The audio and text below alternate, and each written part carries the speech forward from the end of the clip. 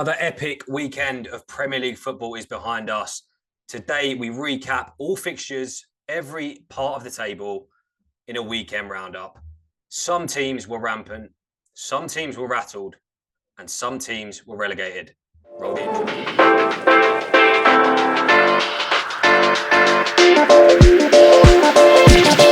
First things first, welcome back to the Lost in Possession podcast. If you're not already, it takes 2 seconds. Hit that subscribe button, and you might as well hit the like one while you're there as well.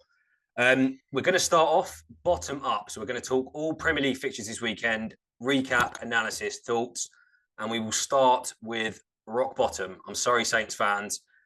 Some would argue it has been coming for a while, but finally it is official. Southampton are relegated to the Championship. 11 years, I believe, in the Prem. We've seen many epic moments, European football, cup semis, the lot, but they are gone. Jamie, was this coming, or is this a bit of a surprise to you that Southampton are finally relegated?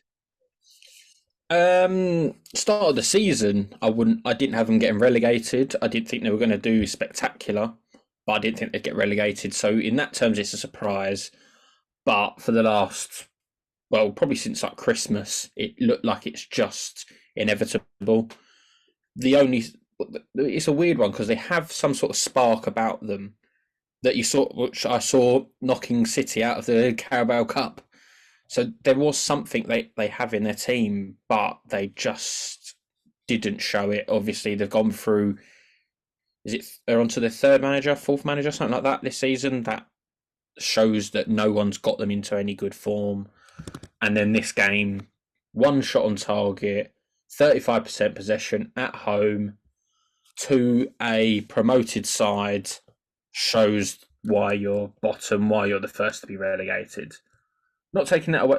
I don't want to disrespect Fulham being like that, but if you look at that from the start of the season, that means you're going to be in a lot of trouble. Fulham, on the other hand, they've had a brilliant season. Now, I think all three of us had them to stay up, but to be where they are, I don't think anyone expected it to be this good. So fair play to them. They've been terrific. Even when I watched them against City away a few weeks ago, they showed why they're cemented in the Premier League for next season. Terrific result from Saints. They've now got to be careful that it doesn't spiral and they get caught in the Championship race for years to come. Reece, what about you? What do you think's cost Southampton in the end? Everything. Pretty much not recruiting properly.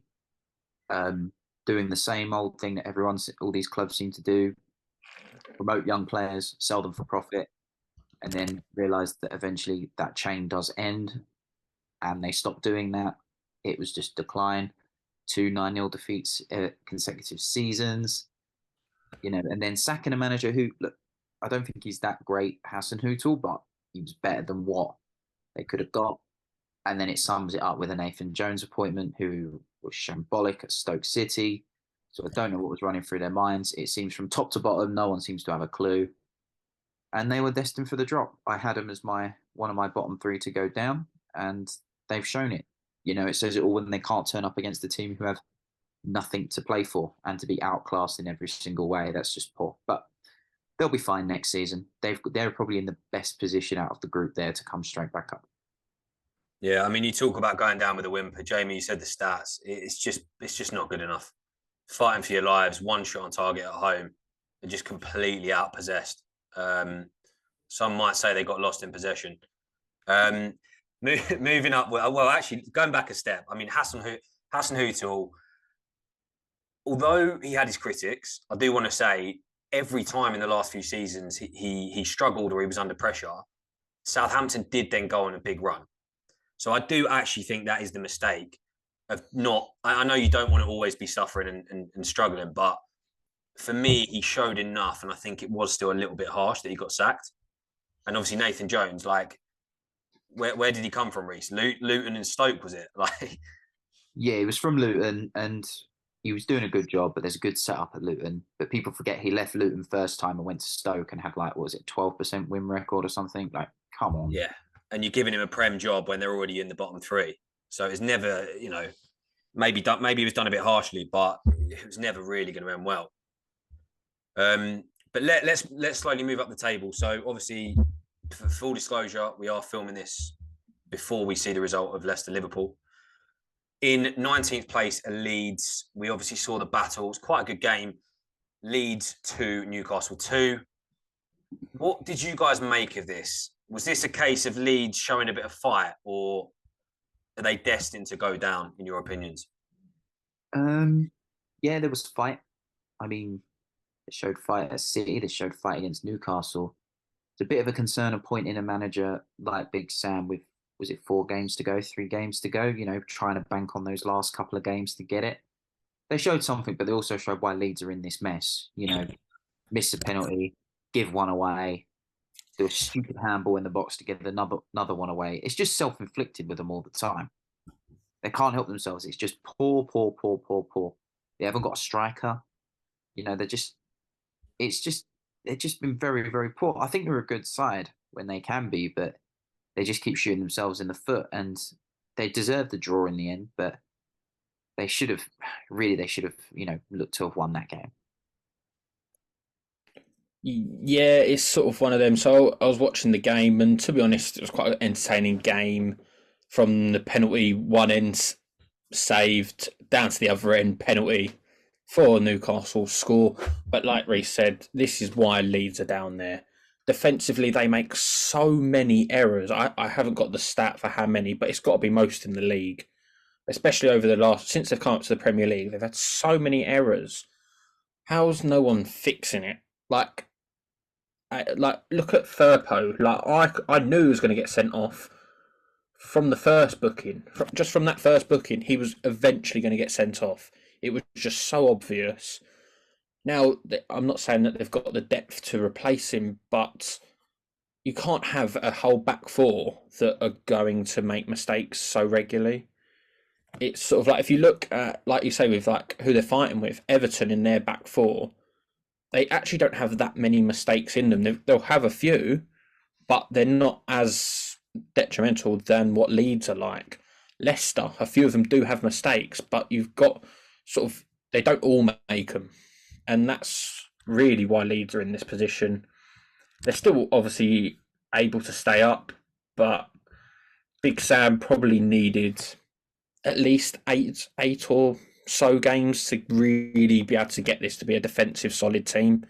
It's too short of a notice for him. If they stay up, it's a bit of like a new manager bounce kind of thing. And to be honest, they've had 2 tough games. They've got a point. I think they would have taken it. On Newcastle's sides, obviously they lost to Arsenal and were convincingly beaten. But Newcastle really needed the points just to go, here's Champions League, done. Now they're giving Liverpool just a little glimmer of hope. And you don't want that. You don't want that pressure building up. But I think they'll get it over the line. But you've got to try and you can't be giving away goals. Really, I think you got gifted 2 penalties and you still come up with 2-2. I think they should be doing a bit better. But overall, a draw was a fair result in that game. Yeah, I think that'll be Leeds' downfall. They've been the same, all season, defensively very leaky, and as good as Big Sam has been in these positions, 4 games, one of them being away to City, I think it's just too little, too late. And although they show glimmers, it just says it all. Leeds at the minute can't defend, and you've got your star striker out of form, missing sitters, missing penalties. So sadly, I think Leeds is probably your time back down to the Championship, and bit soon, to be honest. Powerhouse of the English League, straight back down. Let's move on. Let's talk. Obviously, Leicester we won't cover for now, just because they're playing Liverpool on the Monday night fixture. Big result needed for them, but again, miracles needed to be worked. Let's talk Everton and obviously the Everton Man City game. Now, let's talk XG. Let me just pull up the XG stats, which will probably baffle everyone. So, as we know, the full-time result was 3-0 to Man City. But Man City only had an XG of 0.8 and Everton had 1.71 XG. Jamie, does 3-0 tell the tale? Yes and no. Sort of, I think 3-0 was. I'd probably say 2-0 would have been the fair result over the game.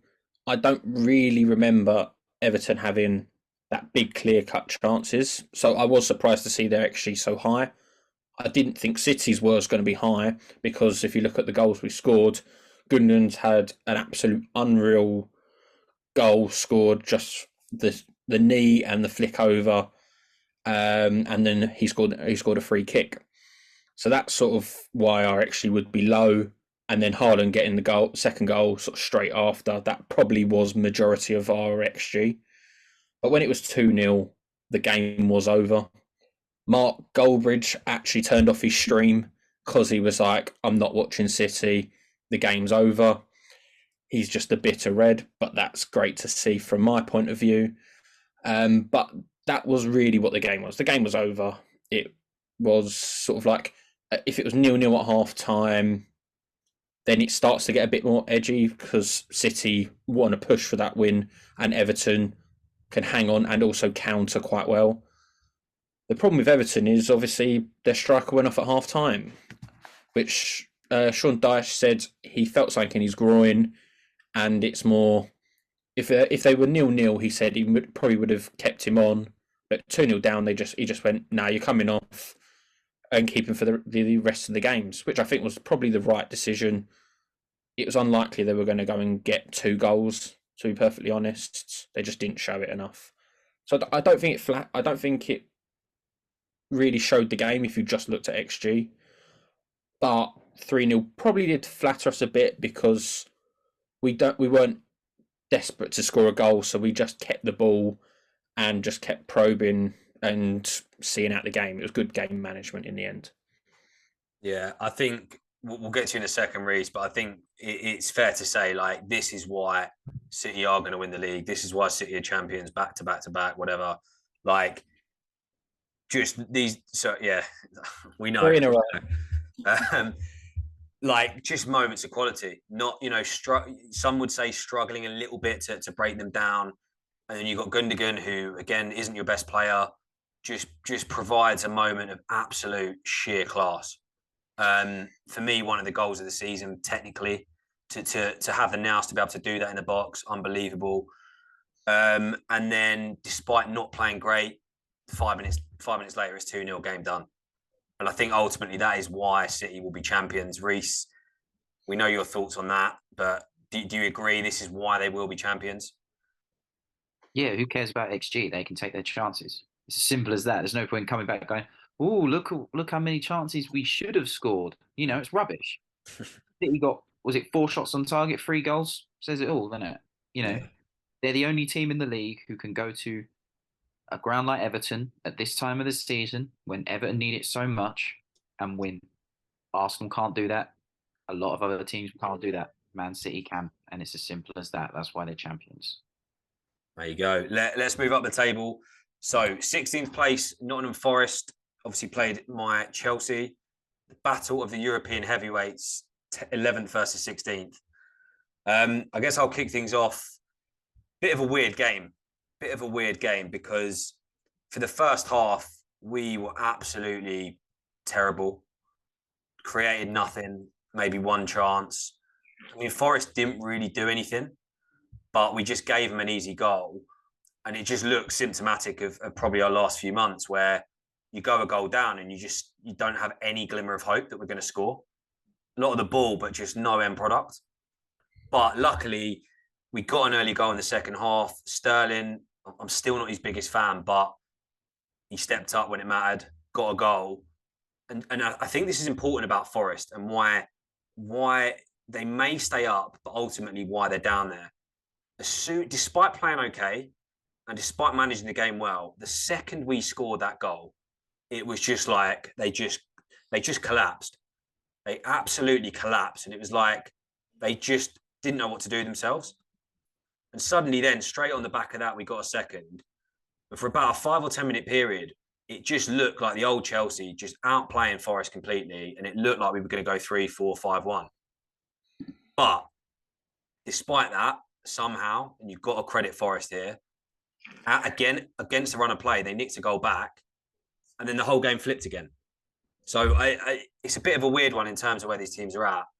But despite not playing great, you have to give Forest credit because they've got a point. And it does mean now they are 3 points ahead of Leicester. So it could be crucial. It could be a crucial point.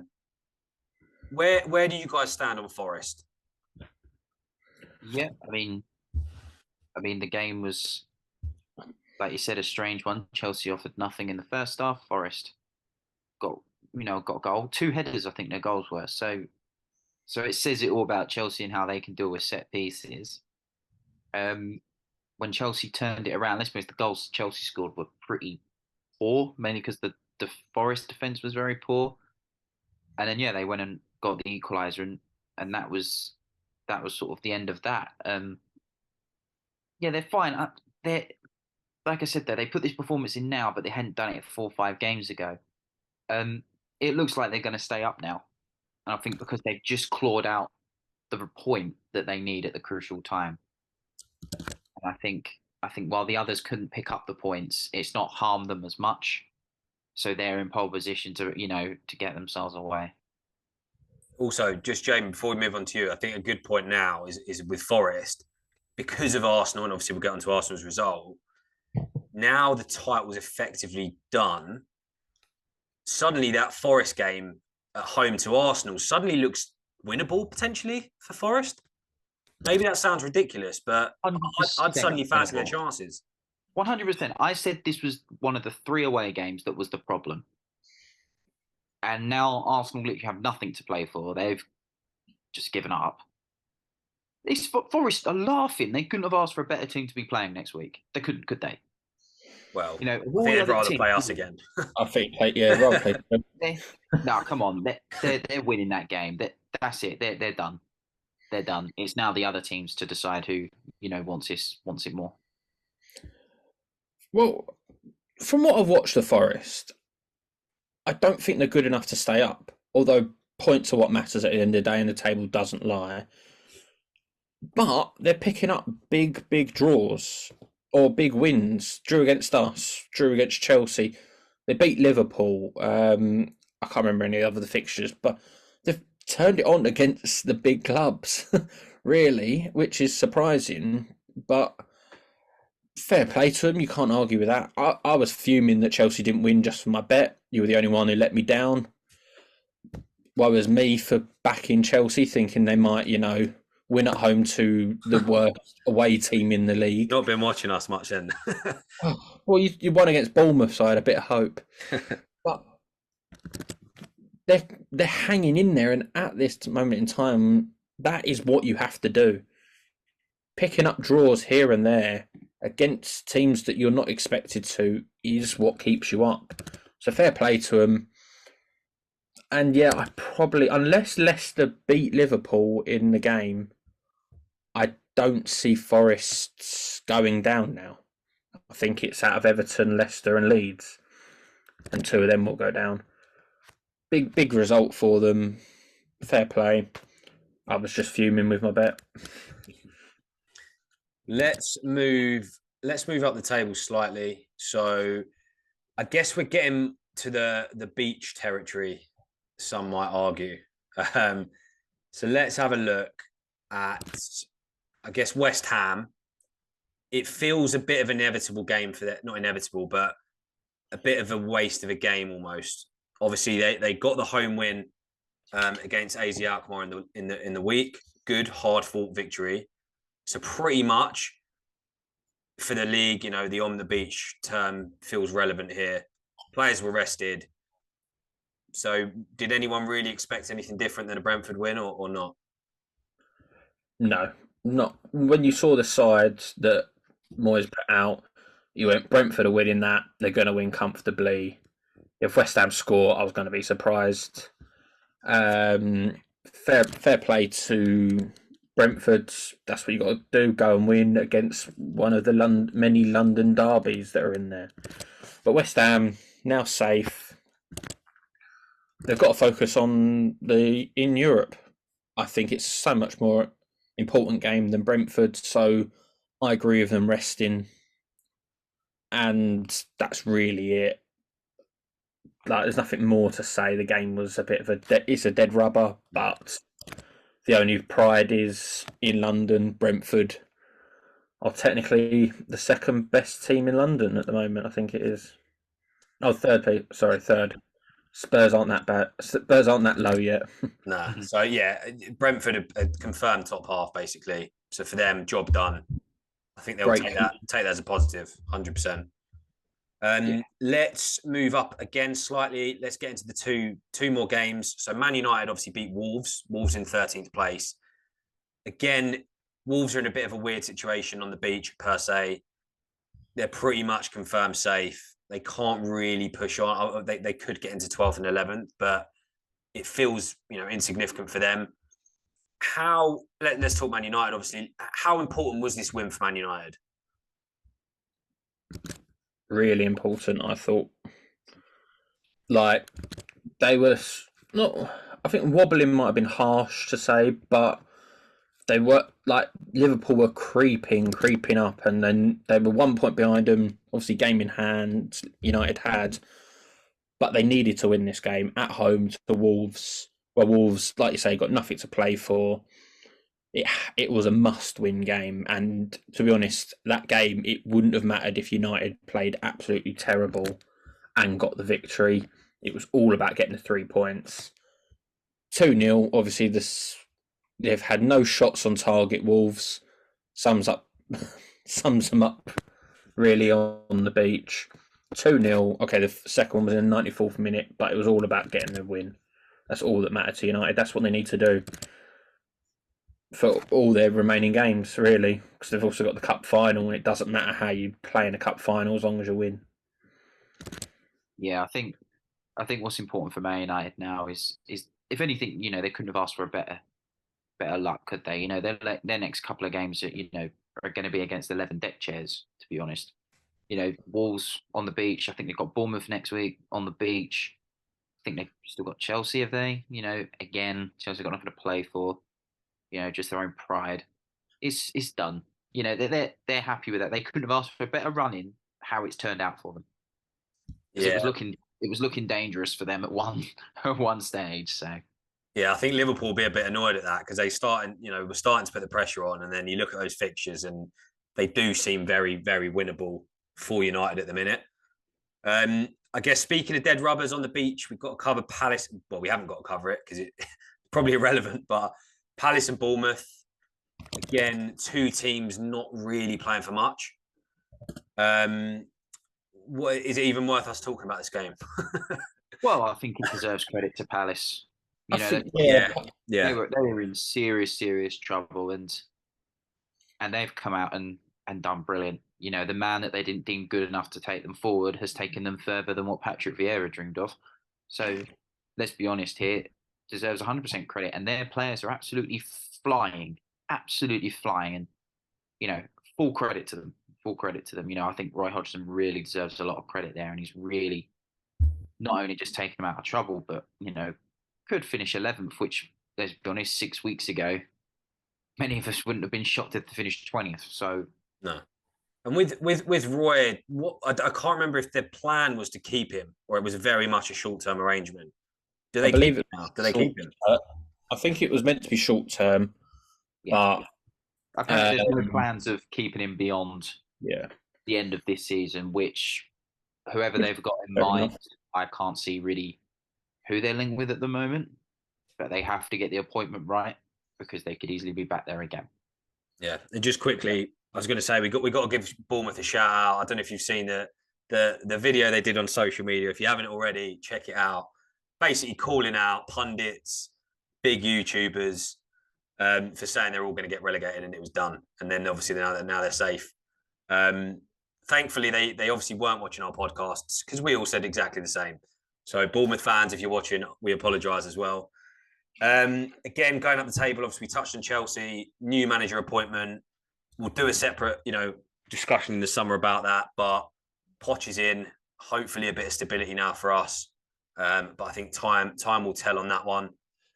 Fulham, again, we mentioned earlier, very well. We said it earlier. I do want to say one of my picks of the season, I did have them 10th, but I did say I think Fulham would be comfortably safe. Like, as I said, winning the championship 6-7-0, you've got something about you. Same with Burnley. The way Burnley have dominated that league, we'll cover it in the summer, but they're showing something. I don't think they're going to be a relegation side. And then let's talk Aston Villa. So 7th and 8th position, because we've already covered Brentford. Aston Villa versus Tottenham. Reese, I did tell you before the game, I fancy Aston Villa for this one. It felt like an obvious win. What did you guys make of this result? Is it surprising? Yes and no. I think under Ryan Mason, Spurs have been a bit up and down, haven't they? So it's not too much of a shock. I think Villa are looking at it to really assert themselves, and I think Spurs are looking for the season just to end. I think a lot of Spurs fans are probably quite happy to fall out of European places altogether so they can focus on just the league. But yeah, fair play to Villa. They've got a good win. I think, again, it's a typical Emery performance. Gets a win at home against a decent team, and he'll probably go and lose away next week. That's what an Emery team tends to do. So yeah, no, fair play to them. They're well within that mix for a top 6 finish, and good luck to them. And I wouldn't have actually said it was surprising. Spurs have looked woeful, and then Villa have hit pretty good form under Emery. And to be honest, some people are calling Emery to be the manager of the season due to how well he's turned. Yeah, you might be pulling your face, Reece, but I've seen it quite a lot. People are talking him being manager of the season. But he's pulled them into some great form, really. And Spurs have just done what Spurs have done all season, performed awfully, and Kane gets a goal. When I saw Spurs had scored, I actually didn't bother looking. I just knew Kane had scored. And then I saw it pop up on Sky Sports later. Kane got the consolation goal. It was a dive as well. I just thought I'd add that in. I haven't seen it. I can't. But he scored. It was a penalty. A penalty then, was it? Yeah. He scored. Yeah. It's just Kane scores. Tottenham performed badly. He's just got to go. He's just got to find a way of getting out. I think best bet is try and go to Bayern Munich, and then you can definitely guarantee yourself a trophy next season. Yeah. I mean, in my defence, by the way, I pulled a face. I don't think Emery should be manager of the season, but he's done the job I thought he would do. Let's be honest, that Villa team was going absolutely nowhere, but he's transformed them around. So yeah, he deserves a lot of credit. He's been ridiculed by Arsenal fans very unfairly, and I don't think that's justified on him. Yeah, I mean, they are now, Villa and Spurs are now dead level. Same games played, same games won, same games drawn, same games lost, same points. So Spurs will be concerned they've just gone out with a whimper, haven't they? They should have looked at these games and gone, you know what, we've got a chance. We're playing against the teams in this area. Now is our chance. And they've failed every test. Yeah. And this is huge. I know you said Spurs probably don't want the Conference League. Again, I'll say my previous argument on that. Like, a trophy opportunity is a trophy opportunity. And especially for a club like Spurs, I don't think they should be sniffing at that. Obviously, they'll feel gutted because it looked like Champions League was potentially nailed on. So this is a big collapse we're talking about. But I don't know, Spurs fans, let us know your thoughts. But I do still think you want that European competition. Good way to rotate the squad as well. But Villa, honestly, what a chance. Best chance for Spurs to win the title, a trophy. Yeah, agreed. Like, look at West Ham in the semi-final. You've been crap, but you're still better overall than West Ham. So you should be getting to the semis, to the final, really, unless something dramatic happens and you get such a big club falling into it. But I don't see that happening. So go for it. You want to win a cup, because really, if you don't get into Europe at all, you'll be aiming for the League Cup, the Carabao Cup, or the FA Cup, realistically. And there's better teams in them competitions than what the Conference League will have. So I don't see it's a no-brainer for me. Get into it and just win it. You want to see a team win a trophy. Yeah, it's also a backdoor into Europa because we've seen with Roma. Roma obviously won the Conference League. Now they're in Europa. They're in the semi-finals again. So it could be used as a stepping stone as well. So again, for Villa, this would be unreal if they could sneak into that seventh position. Right, let's move up the table. It's getting interesting now. Obviously, Liverpool playing tonight. We won't cover them. We have to now talk about sixth place Brighton versus Arsenal. Definitely the shock. Well, Reece, I'm sure you'll say it's not a shock, but this is a shock. Title contenders Arsenal getting absolutely battered at home by Brighton. Reece, I know you said the title was done, but this has got to hurt whichever way you look at it. Yeah, of course. I mean, I think personally, it's the same story as last year. When it comes to that crunch of that target, last year it was top four, then this year it was the league. They fouled miserably. Let's be blunt here. They fouled. They've not. It's not that the other teams have been better. City been great. Spurs managed to do well and get it.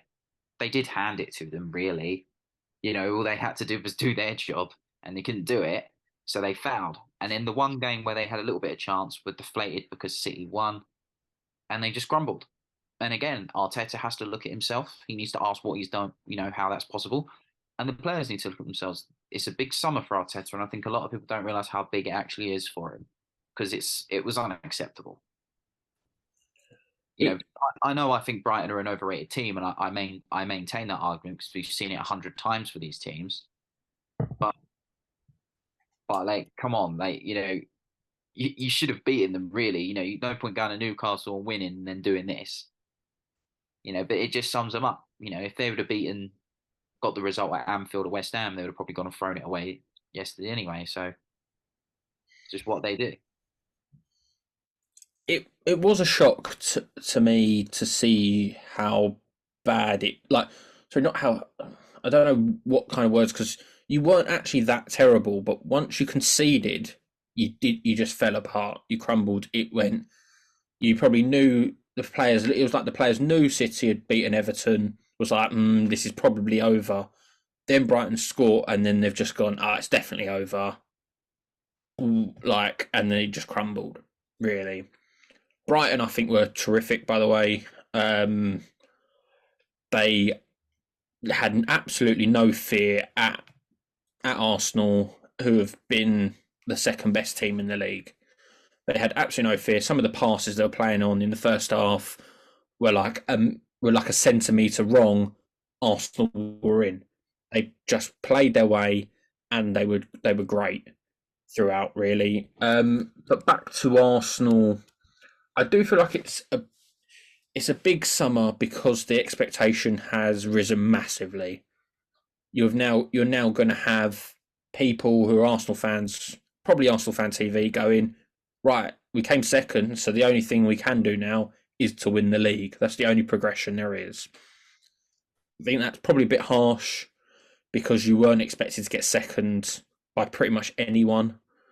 So to say then you got to go and win the league, I think would be a bit over the top. But as we know, Arsenal fan TV is over the top, and that's why they get the views. I think what's the worrying point is, like you say, I don't like using the word bottle on this, but if you look at the last 7 games, you've won 2. And that was against Chelsea, who are in absolute dire form. I'm saying this, and they'll probably go and beat us on the weekend to stop us winning the league. No chance. And then Newcastle, the Newcastle game, I thought you'd win due to the fact that you had the motivation of last year. Because last year, I think one of the Arsenal players said it. He showed us the video. Arteta showed him the video of how disappointed and deflated they looked after Newcastle battered you last season. So that's where you had just that extra motivation, and I think that's what not carried you over the line because you performed very well as well, but that's the bit that got between your teeth and you got there. So that's where I think Arsenal are. 2 wins out of 7. That's something we're looking at. sort of the bottom end of the table form, it's not good enough when you're fighting for the title, and that's where it comes to the sort of you've fell apart. I don't actually like the word bottle for it, but it's hard to argue with it when you look at 2 wins in 7. Yeah, I mean, we'll cover this in the summer when we discuss things, but it is a bottle job because if we'd won the game, City wouldn't have won the league. Simple as that. If you throw it away, if you take it out of your hands, it's a bottle job. And that's exactly what they've done. I've said 100 times they can't cope with certain types of games, and they proved it again. But that's for another story when we sort of look at all this stuff. I think when you've gone from 7 points clear, I think we had a game in hand at that point, to now possibly 7 points behind and title done. Yeah, it's not good enough. It's not good enough for that. I don't care what people say. No, don't give me all that rubbish. A 14 point swing is massive. Yeah. Like it shouldn't be happening really in a space of 7 games. No, it's a shambles, and big things need to be done over the summer. And I'm sure they will be addressed, but it depends on what they go for. But yeah, it's progress. That the silver lining is it's progress. But if you don't like the term bottle, you can call it a collapse. You've completely collapsed at the business end of the season when the pressure's on. So to some degree, I think you are justified. But there you have it. We're at the top of the table. Man City only need 1 more win. Yep. And Forest, as we said. Or if Forest beat Arsenal. There you go. Forest might win the trophy for you. And just Reece, before we wrap up, I know you wanted to do a little player of the week. Give us your player of the week. Go on, we'll do one each. This was a feature I mentioned about 5 months ago, and we ain't done it since. So might as well do it now with 3 games left. My player of the week has to be Eze of Crystal Palace. 2 goals, fantastic performance, doesn't get the credit he deserves. Will be the replacement for Zaha, and Zaha will not be missed at Palace. There we go. I disagree. One man, Ilkay Gundogan, however you want to pronounce it, steps up when his team need him. Not been unreal this season. Title race is on. World-class goal, world-class free kick. No arguments from me. I'll be very happy to agree with Jordan, to be honest with that. But I think if I'm not going to go off a City player, you've got to look at the Forest goal scorer. I actually can't pronounce this, so I'm just going to try. 1 year. He's scored now back-to-back braces for him. He's, and I think that point just settles them staying up. So I think it's been a massive week for him. So he can be my contender. We're taking off no City players. Well, there you have it. As always, let us know your thoughts and like, comment, and subscribe. You know the drill.